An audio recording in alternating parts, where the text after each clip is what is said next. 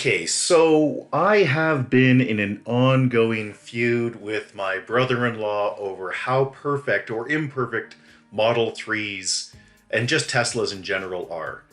And so I decided to make this video to explain to all the Tesla fanboys that while Tesla clearly makes a fantastic product, and I don't use that word lightly, by the way, fantastic is really it. I mean, the likelihood of a startup being able to work in this industry with all the complexities and regulations and international problems is absolutely astonishing that they are able to produce such a good quality vehicle with such innovation in it.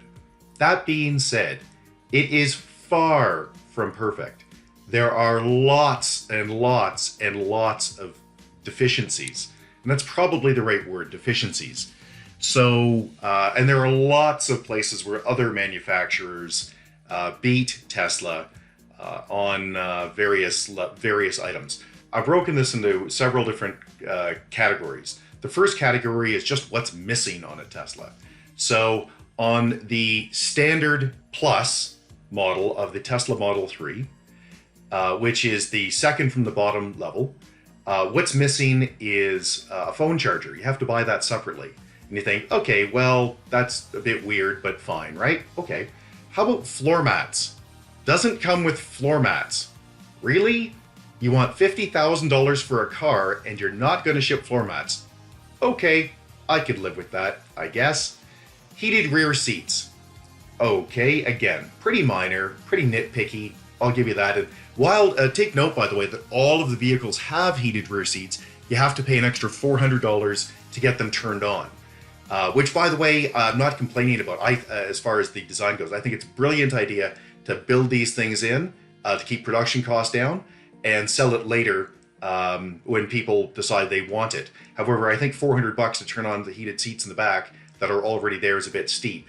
You can't buy a Kia. You can't buy most cars these days without, well, most is exaggerating.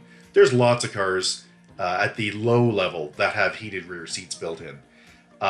There are no vented or cooled front seats at any level. I personally don't like vented or cooled front seats. My wife, however, can't live without them. She loves them. Okay, now is where we get into some real weirdness. No AM. And you think, AM's garbage. I don't want AM. Okay, understood. Except, for me, I have a couple of talk radio stations I listen to on AM, and you just can't get them.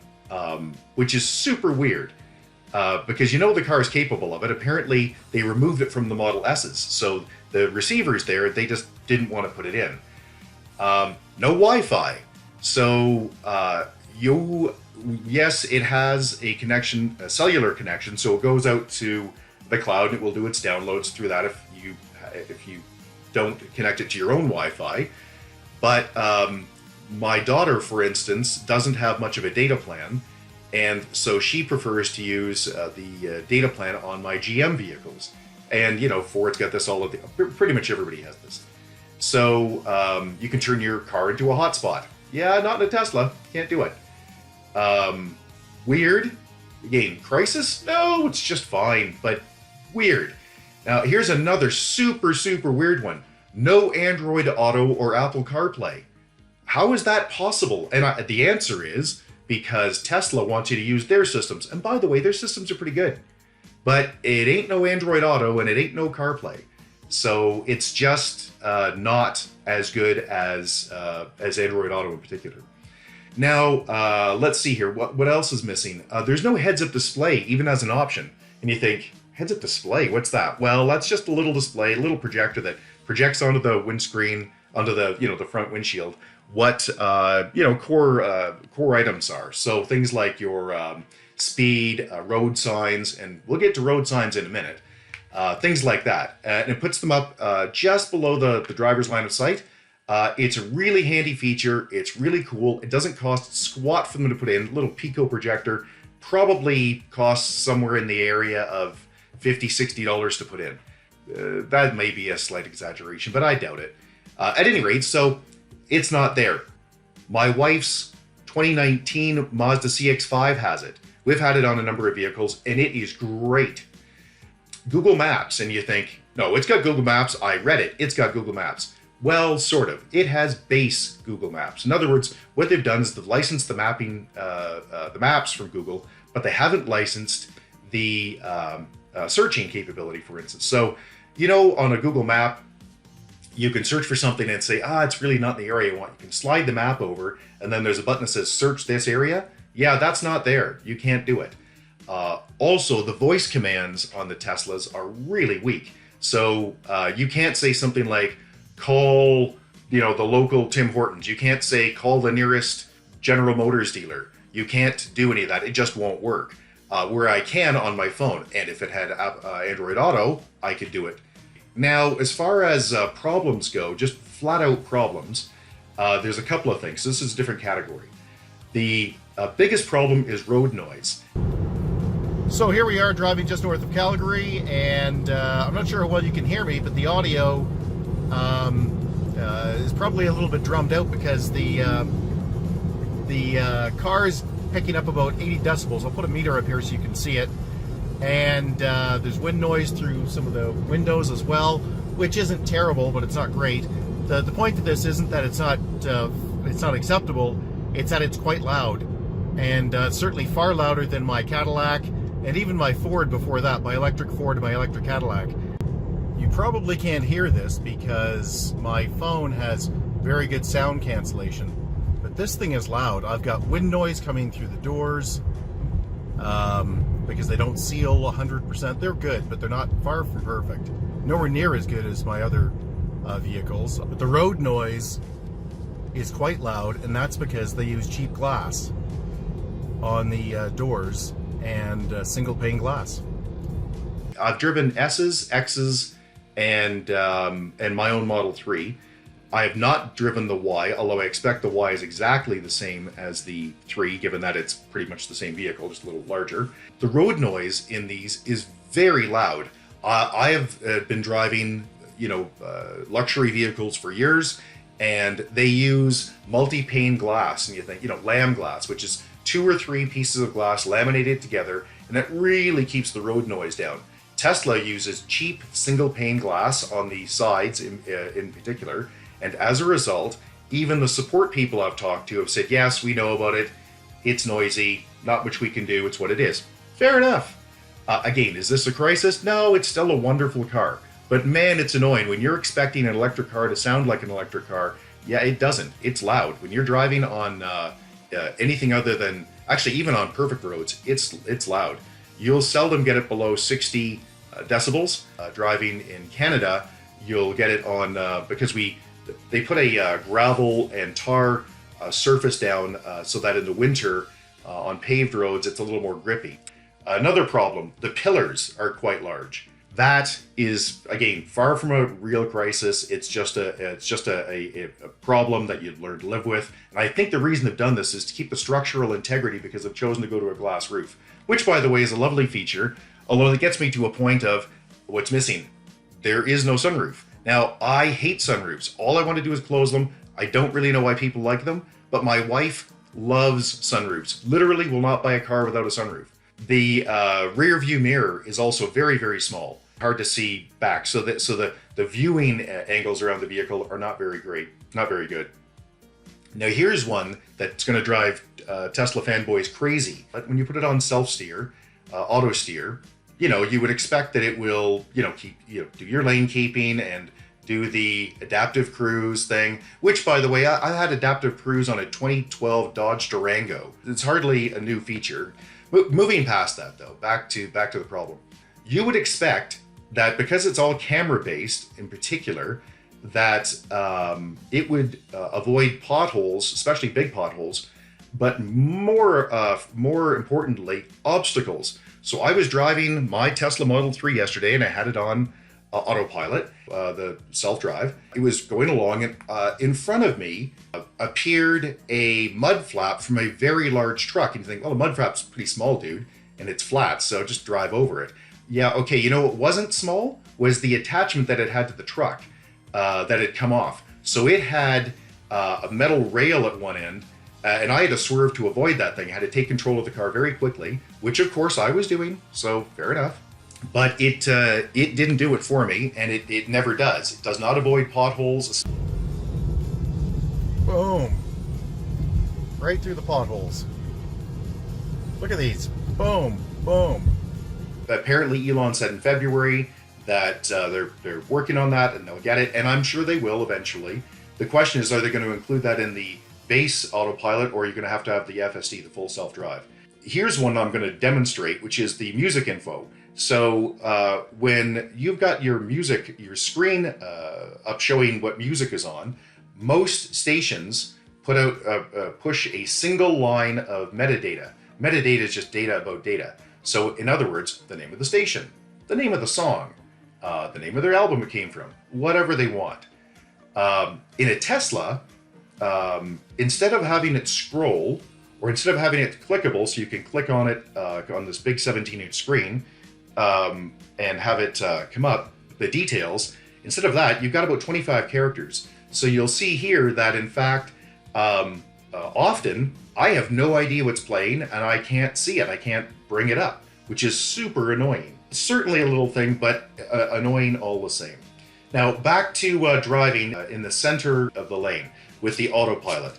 So what it does is it picks the dead center. It estimates where the right and left lines are, and it estimates the center of that. The problem is, well, there's two problems with that. One, it often gets it right, which means that you're driving in the groove and you think, well, what's the problem with that? Well, I'm going to show you the problem with that. First of all, I never drive in the groove. I always drive slightly to the left. If nothing else, it helps the road wear out less. Secondly, I avoid a lot of potholes by doing that. And thirdly, when it rains, which is what I'm going to show you here, it's a heck of a lot safer because I'm not driving in the trench where the water is, so I can avoid hydroplaning. And this is why you don't want to drive directly in the center of a lane.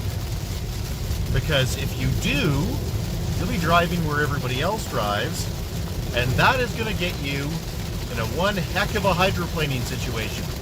You need to drive out of the grooves a bit, but the Tesla won't do it. The Tesla will only drive dead center of the lane. It should instead hug the left a little bit, at least in my opinion. Another problem, though, is if you have, we'll say, a section of the road where it gets particularly wide for some reason. You know, a ramp used to be there, or a ramp is there for that matter, and the dotted line to your right ends, the vehicle can lurch to the right to get into the dead center, which is unnerving and unnecessary. So there's an area it just doesn't know what to do at all, where there's no lines. It just tries to split the difference and put you in the middle. The vehicle should have a preference to hug the left, and it should be off by a few inches so that it's not driving in the groove. It's avoiding a lot of obstacles and water and whatever else, but it doesn't. It wants to drive dead center. Will they fix that in the future? Don't know. Probably, but don't know. Okay, what's next? Signage. So you would think that a vehicle that's this advanced would recognize signs, road signs. So speed limit changes, stop signs, so on and so forth. My wife's 2019 Mazda does. Several other vehicles I've owned do. They just use the camera and they read the sign and go, oh, it's 60 kilometers an hour now. Oh, there you go. Oh, that's cool. Oh, it's a stoplight. Oh, there you go.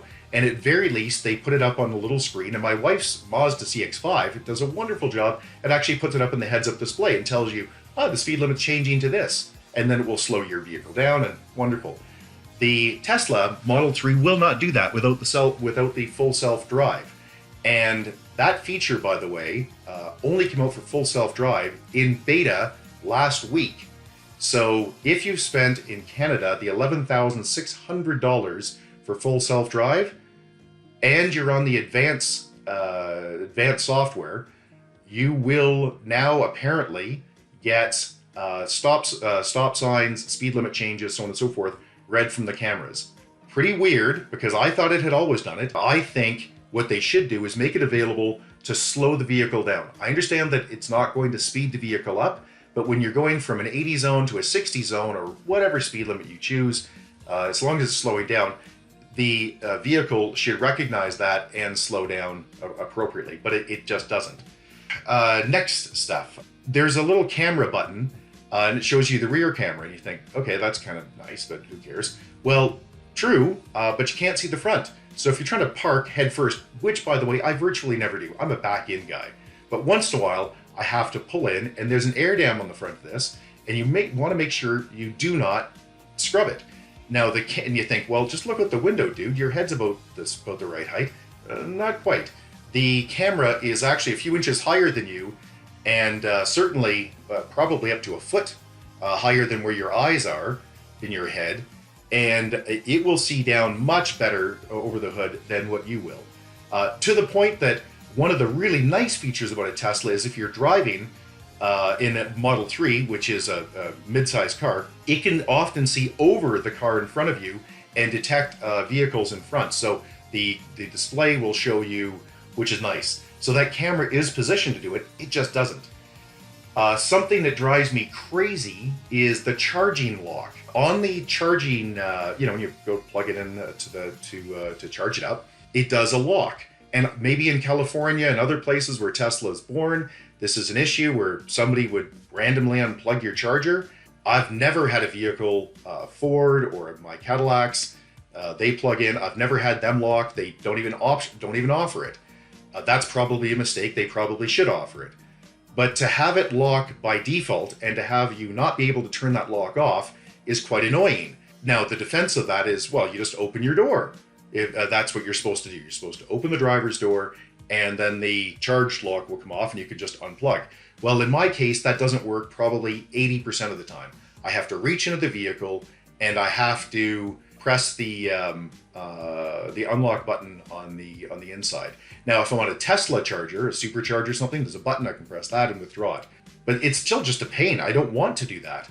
I want it to just plug in like all of the other electric vehicles and be done. But it won't do that. Here's something that for people that are used to electric vehicles will drive you absolutely bat beep crazy. 1 foot driving, 1 pedal driving. Now, Tesla and most Tesla drivers will tell you that 1 pedal driving is the best. And it may be the way of the future, but there's definitely a big issue with it. 1 pedal driving is the notion in which you don't use the brakes. What you do is you take your foot off the gas and the vehicle goes into regen mode right away. So the electric motor spins backwards and starts producing electricity. Wonderful idea, love regen, all over it. However, in the Model 3, for some inexplicable reason, they only have 2 modes, what they call standard and what they call low. So standard is downright dangerous if you're not used to it. You'll get rear-ended using this if you're not careful. So when you take your foot off the gas and you're in standard, it's standard regen, that vehicle will all but lurch. I've had, 15 people drive my Tesla now, and all of them have been really taken aback by this. So I have it set to low. When I realize as a Tesla owner that I'm weird, most people put it on the regular one, and the way they avoid lurching is to just not take your foot off the gas. You sort of ease your foot off the gas. Okay, here's the problem with that. If you're a hypermiler, and I am, I want to coast a lot. You cannot coast in a Tesla. It's not possible. The low regen is like high regen on my Cadillac or my Ford. It is very strong. So they should have a third setting, which is none. And that's what I would like. So I would like to set my 1 pedal driving to none, and then the vehicle will coast. So when I'm coming up to a stop and I can see it's a half a kilometer away, I'll just take my foot off the gas and I'll bet this thing coasts beautifully. I bet it barely slows down. And then I can apply the brakes as I get closer and to the stoplight, and it will come to a halt. And of course, the brakes, when I say the brakes, it's actually not going to use the calipers. What it's actually going to use is the regen. And that's what I would like. That's what I have in my other cars, and it's great. Another mistake in the Tesla is that in sort of traditional Musk fashion, there's a bit of an overpromise here, which is Tesla has given you the maximum spec that battery can do. So for instance, I have a standard Tesla, Standard Plus, I believe it's called, and that is a 402 kilometer battery, according to Tesla. And it's now exactly, almost to the day, 1 year old. And I took it in, and it charges now to 355 kilometers. And you think, well, yeah, it's a year old, it should drop a bit. Okay, but you know what doesn't drop a bit? Other companies. And why don't they drop generally? Well, let's take a look at the Chevy Volt or the Cadillac ELR. This is a quote out of Wikipedia. To ensure the battery pack lasts more than 10 years, it does two things. The Volt team decided to only use about half of the 16 watt capacity of the battery. So what they do is it will only charge to 80% of capacity, and it never charges below 30%. What they've got is they have what they are calling reserve cells. So let's say your battery pack, we'll just make up a number. Say it's 100 kilowatt, right? It's a big battery. So you got a 100 kilowatt battery pack. Let's just, for the sake of argument, say that there's 100 cells in there. By the way, there's an awful lot more than 100. Let's just call it 100 cells. With these other companies, you will find that the number of the cells, let's say 15% of them, are just completely unused. As the cells that are used start to wear out, the software will turn those cells off and turn on the new cells, which means you don't, yes, the battery degrades, but no, you don't see it because it's not overpromised. The battery is supposed to produce 16 kilowatts or 12 kilowatts or 8 kilowatts, whatever number it is, and it will, even though some of the cells are dying and are old. And that's because it's subbing in new ones automatically. It avoids the warranty experience. You know, it's an issue. You can only mute from the driver's wheel. So you think, is that really an issue? Well, it is if you've got kids. No, my kids aren't. My kids drive the cars, so this is not a problem for me. But I've certainly had other people that have driven the car point this out. On the screen, you see at the bottom right-hand corner, there's volume up and down, and you can just press and hold that, and it will change the mute, and it will not mute. Sorry, it will change the volume. But you can't just click on it and have it mute, which means the passenger will, somebody's partner, mom or dad, is in the passenger seat, can't mute it to go bark at the kids. The driver has to click the steering wheel to get it to mute. Is that a problem? Well, no, but it is annoying, I'll tell you that, for others that drive this. Another thing is there's a bunch of little Easter eggs and fun stuff in the vehicle, and you can't turn the volume up or down on that, and you cannot mute those. So, for instance, I was in a lineup for a COVID-19 test, and I turned on something, one of these little Easter eggs that's built into the car, and just then a nurse came up to the window and knocked on the window. So I rolled it down, and I thought, oh, I'll just mute this fun thing. Yeah, you can't. You can, once something started, these little fun things, these Easter eggs, which, by the way, I love them. I wish they'd put more of them in, but I've got to be able to control them a bit. You can't turn the volume up or down, and you can't mute them. So you just have to wait for them to finish. And I looked like a moron with this thing. This was either Jingle Bells or More Cowbell, which you can look those up later if that intrigues you. But yeah, I just looked like a moron talking to this nurse with, I need more cowbell in the background. Well, in the foreground, actually, because it was quite loud. Another strange thing that is very annoying is that you cannot change the order of your favorites. And you think, well, sure you can. You just put them in order. Okay, well, that's a pretty crappy way to do it, because over time radio stations change, and you want to change the way things are listed. So I like to have all of my news, radio in one section, and all of my rock and roll in another, and then I've got a weird section of favorites. And you can't do that in a Tesla. But when you added a favorite, it's in whatever order it's in. And you think, well, that's a problem. Well, it's annoying for a car that's had this roughly this design for a decade, and they still don't have this going. So yeah, it's annoying. Something that I haven't had a problem with, but I have talked to others who have, is you can't force a check for updates. So you would think that you would be able to go into the software section and select check for updates.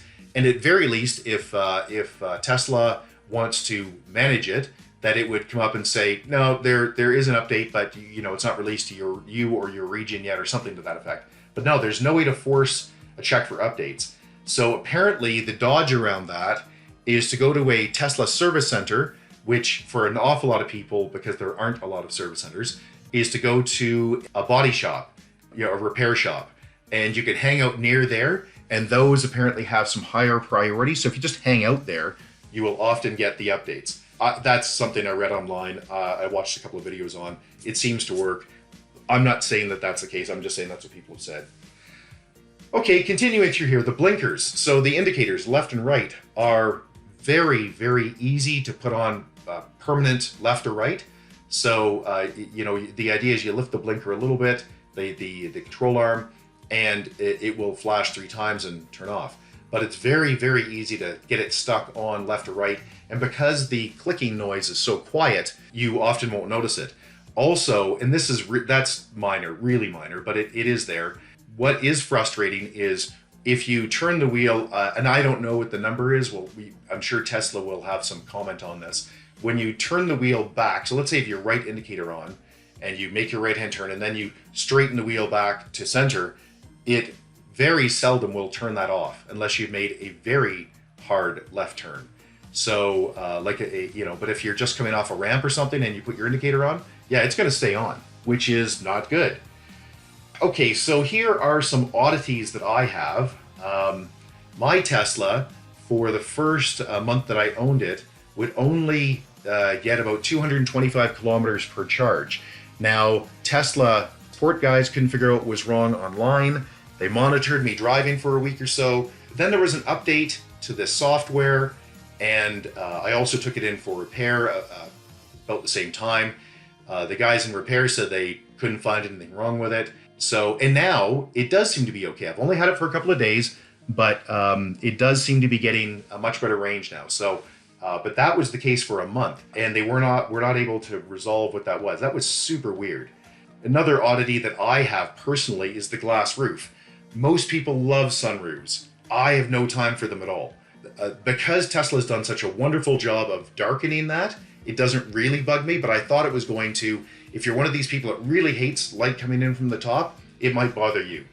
Pretty minor, but it is there. I also prefer the wipers to have the passenger side go what most people would define as backwards. So instead of swiping up one way, I expect it to swipe up the other. You get a much larger clearance on it for the rain or for whatever else you want. I don't know why Tesla hasn't gone with that.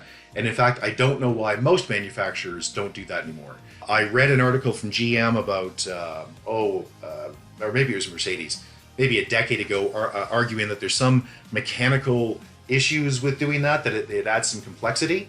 I would also prefer a hatchback, which is why I'll probably change this to a Model Y shortly. They don't corner that great either. People think that these are really sporty and they rip. And by the way, they do. They really haul. It's awesome to be driving 110 kilometers an hour and mat it and zip around a guy that's like he's standing still. It's wonderful. But like, Mustangs and muscle cars, the days of yore, they're great. Just don't hit a corner that fast. So, and by the way, yes, this is better than a Mustang in the corners and lots of other cars. But it's far from perfect. It certainly could be stiffer.